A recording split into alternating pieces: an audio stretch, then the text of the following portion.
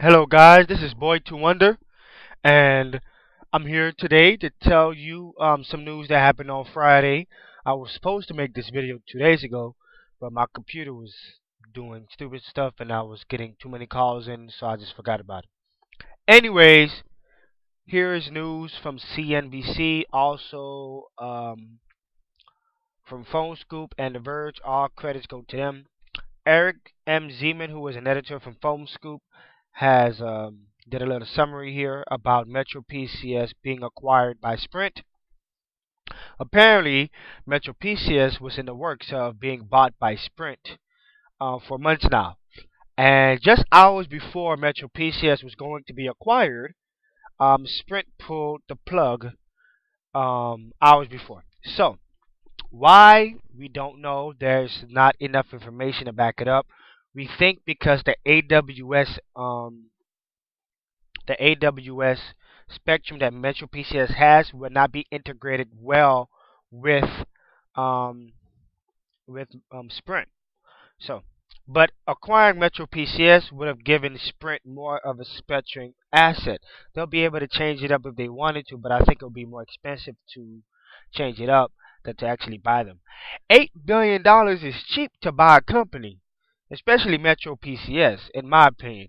But I mean, metroPCS has been built ground up.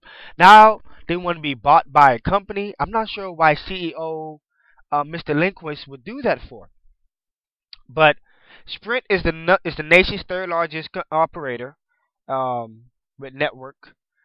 MetroPCS, of course, is a prepaid company. It's not like Sprint. MetroPCS only had unlimited everything. Well, everything. That's the first news. This is weird. I did not even know. I was literally shocked and appalled when I heard this. If anybody remembers, back in September of 2010, I'm sorry, 2009. Back in September of 2009, metroPCS was trying to buy Cricket, which is a company that is brought to you by Leap.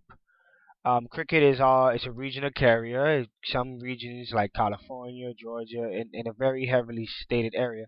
Now they're just coming down to Florida now, South Florida. But metroPCS was trying to buy them. It didn't work out. Not sure why. It's weird.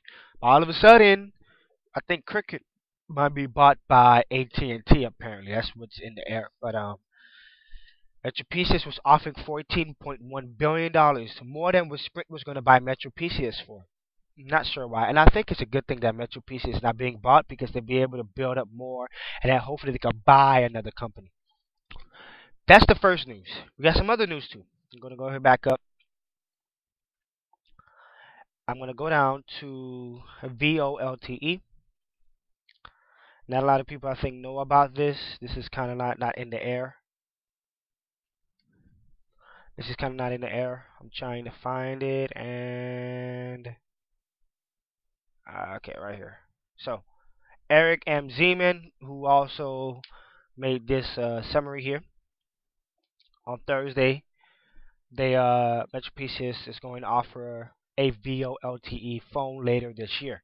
I really thought it was going to be in the beginning of this year, but they were going to try. They're going to try to introduce LTE smartphones that are under $200. If you notice that every LTE smartphone that has came out is above $200 or even 250 or more. You got the Galaxy Attain, which is for 250, which is $200 with a $50 mail-in rebate. But other than that, everything is higher. 4G LTE data is really expensive, and most of the phones that is going to be used with it is an expensive phone, so they need to, put the price higher. But basically, like I said before, VoLTE is voice over long-term evolution. It's basically just like if you're on Skype or Uvu, the way you talk to your friend on the computer sounds very clear. Same way with that. You won't get static, you won't get none of that messed up stuff. And especially since it's going to be on an LTE network, yeah, it's going to be very fast. But yeah, they're going to try to put it in with MetroPCS CDMA network, voice network, and it's going to be expected to expand in the end of 2012. So those are those are the two headlines for metroPCS. One is about almost being bought by Sprint. Imagine if we were bought by Sprint, would we be able to have a bigger spectrum, of metroPCS customers? And also by metroPCS offering VoLTE later on this year with a hardware, which is of course a mobile phone. Um, but yeah, tell me what you think about these two news articles that I've sold you. Um, Credit goes to Eric M. Zeman. He's a good editor at PhoneScoop. Um, and credits goes to Fierce Wireless, and also goes to the Verge and CNBC. Not trying to do no copyright or anything like that. I'm going to give introduction to that and give credit to them for me finding this out. So I thank you guys for watching, and hey, have a great day. Awesome.